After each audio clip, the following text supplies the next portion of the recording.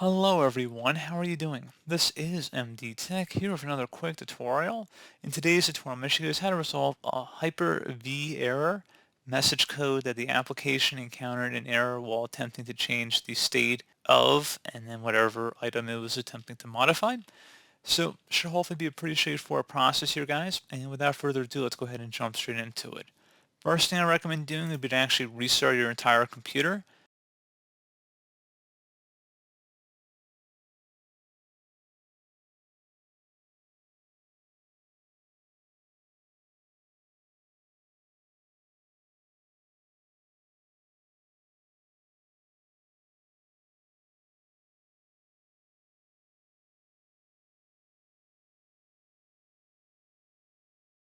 And now open up services and go ahead and open up the best match here.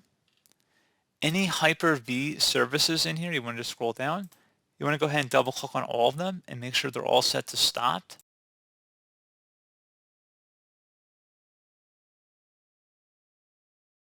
If any of them are started, you want to select the stop button. I just want to put that out there.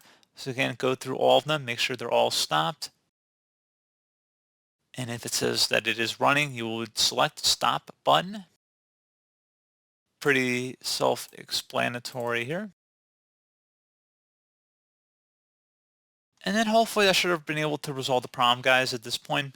You can also close out of here, and if you right-click on the Start button and select Task Manager, if you notice any apps under here that said Hyper-V Manager, you can just select it and then End Task.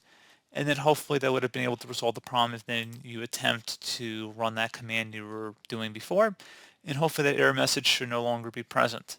So, as always, thank you for watching this brief tutorial. I do hope I was able to help you out, and I do look forward to catching you all in the next tutorial. Goodbye.